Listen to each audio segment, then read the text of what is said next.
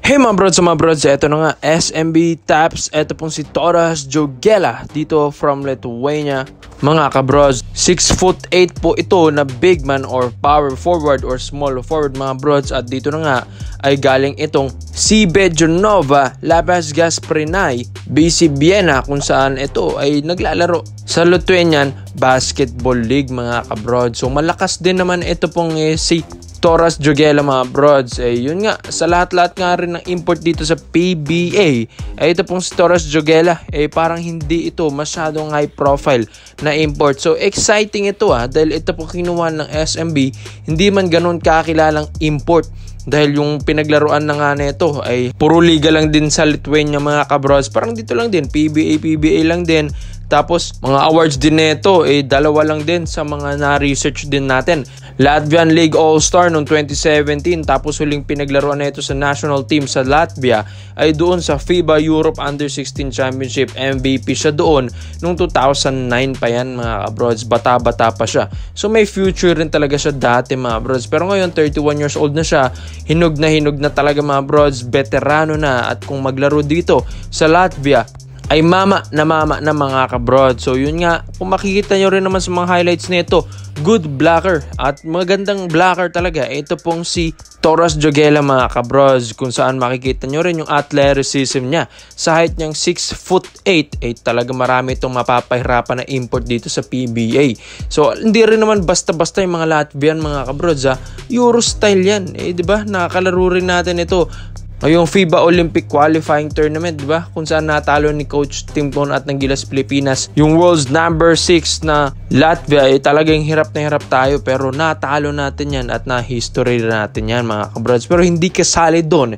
Ito pong si Toras Jogela, sinabi lang natin kung gaano kalakas yung mga Latvian. So alam rin naman natin dito sa PBA, lalong-lalo na ating Governor's Cup mga kabrods, marami talagang mga imports dito na mga exciting din panoorin. Lalong-lalo na yung pagbalik din ni Justin Brownlee. So ito pong si Toras Jogela, alam ko malaking tulong rin ito sa SMB. Hindi na rin naman natin problema na kumayod sa ilalim dahil nandyan na si Junmar Fajardo. Dahil ito pong si Toras Jogela, may outside shooting din naman ito mga kabrods. Magaling na player, decente na player. Di man ganun kataasan na high profile na player or import, pero may ibubuga ito mga kabrods. Parang Justin Brownlee lang dati noong 2016 sa Barangay Nebra San Miguel. Hindi man ganun kagandahan yung performance ni Brownlee, pero tinaga pa rin siya ng Barangay Ginebra San Miguel. So ganito rin siguro mangyari kay Toras Jogela mga bros. Pero mas iba ito, mas sinog na, mas maganda yung shape. Malapad din mga kabrods. Kahit makikita nyo rin dito sa mga highlights niya, ay talagang magaling at athletic na player ito. Malaking tulong talaga ito sa Beermen. Lalong-lalo na gusto ring bumawi ng Beermen ngayong season.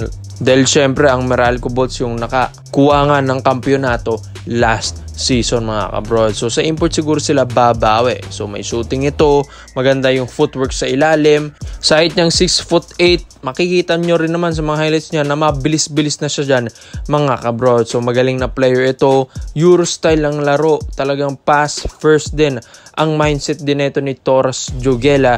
Alam ko matutulungan niya ang SMB na makatungtong dito sa playoffs round mga kabrods this season. Di hamak na talagang papasok ang SMB sa playoffs kung ganito yung mga import nila. Dahil kilala rin naman natin ang SMB mga bros, di ba? Palaging palit ng import yan. So makikita natin ngayong August kung talagang deserve ni Toras Jogela na mag-import ng SMB all throughout the season.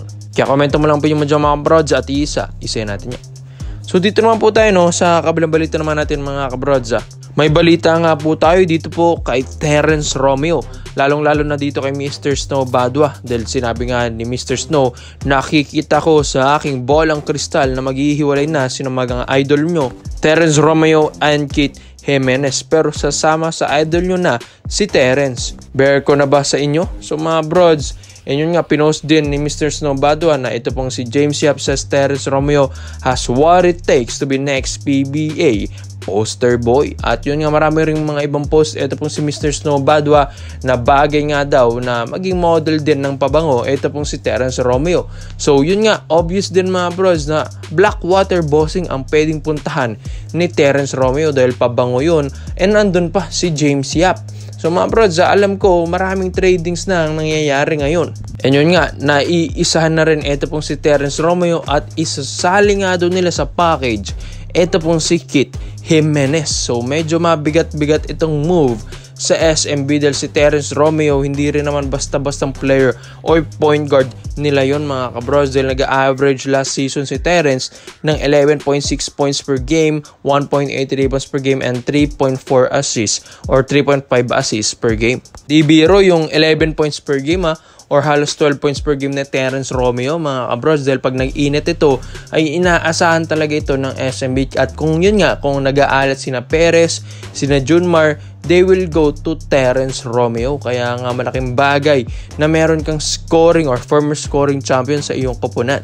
So alam ko nga, maski nga si Stanley Pringle, former scoring champion ng Ginebra, pero binitawan nila. Maski nga si C-Stand na one of the highest scorer din ng Ginebra, binitawan din nila. So hindi na bago ito na move sa SMB or sa SMC Group, dahil ito pong si Terrence Romeo, pwede nila talaga itong i-trade na mga bros. Pero mga bros, alam din natin na talagang gustong-gusto ito ng Blackwater Bossing at meron din talagang player kasi na gustong kunin dyan ang SMB. So mga kabrods, pinag-iisipan na rin ito ni Boss Al Francis Chua na may hihirapan sila kung si Terrence Romeo ay maaalis na sa kanilang koponan. So medyo masakit yun dahil nagbago na si Terrence, matured na yung laro, talagang nai-involve niya kanyang teammates, and yun nga, yung scoring neto ay hindi napilit. Kaya ito pong si Boss Al, imbis na nga na i-trade nila sa Blackwater Bossing, why not ilagay niya ito sa Barangay Ginebra, San Miguel mga bros. At alam nga natin na ito pong Ginebra ay pinalit na nga nila or inalis nila si Stanley Pringle,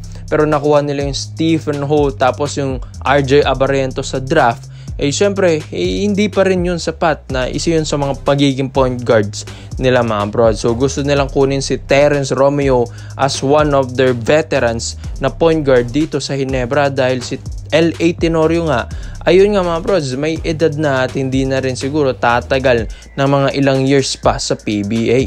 Kaya gusto nilang kunin si Terrence Romeo as their stable point guard this season. And yun nga, via 3-team trade ito. Dahil syempre mga bros, bawal rekta trade ng SMC Group. So aabangan natin kung ibibigay na ba ng SMB ito pong si Romeo sa Blackwater Bossing or ilalagay nila ito sa Barangay Ginebra San Miguel para naman hindi sayang yung talent ni Romeo. At yun nga, sabi nga nila, mahihirapan sila kung ito yung kalaban mo rin. Kaya mga bros, alam ko na pwedeng mangyari ito dahil syempre ay palagi naman ganito yung mga move ng mga powerhouse team dito sa PBA, or malay natin dadaan lang saglit si Romeo sa Blackwater Bossing. Kaya komento mo lang opinion mo dito mga bros, at isa-isa natin yan. Salamat po sa panonood mga bros.